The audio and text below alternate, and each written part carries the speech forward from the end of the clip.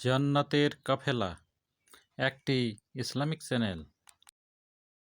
আসসালামু আলাইকুম রহমতুল্লাহ।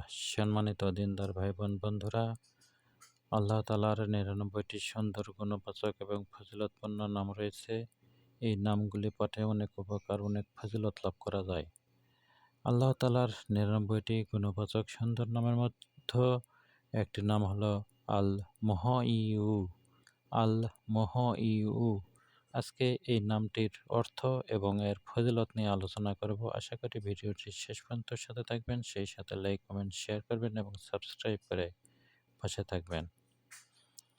আল্লাহ তাআলার নাম আল মুহইয়্যু এর নামের অর্থ হলো জীবন দানকারী। আল্লাহ তাআলা সকল জীবের জীবন দানকারী। এই নামের ফজিলতে বলা হয়েছে, কেউ যদি দৈনিক ১,০০০ বার আল মুহইয়্যু ওজিফা রূপে পাঠ করতে থাকে, তাহলে তার অন্তর জিন্দা হয়ে যাবে এবং আল্লাহর রহমতে শারীরিক দুর্বলতাও দূর হয়ে যাবে। শারীরিক দুর্বলতার জন্য আল মুহইয়্যু প্রতিদিন ১,০০০ বার করে পাঠ করতে হবে।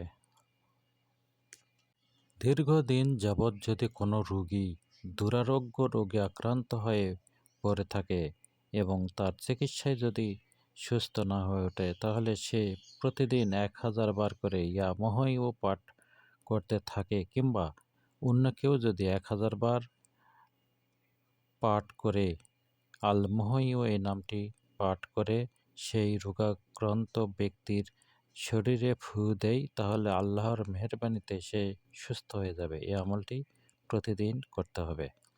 কারো যদি গ্রেপ্তার হওয়ার ভয় থাকে, তবে সে ব্যক্তি প্রতিদিন ৮৯ বার আল মুহইয়্যু পাঠ করে শরীরে ফু দিবে। ইনশাল্লাহ সে গ্রেপ্তারের বিপদ থেকে মুক্তি পাবে।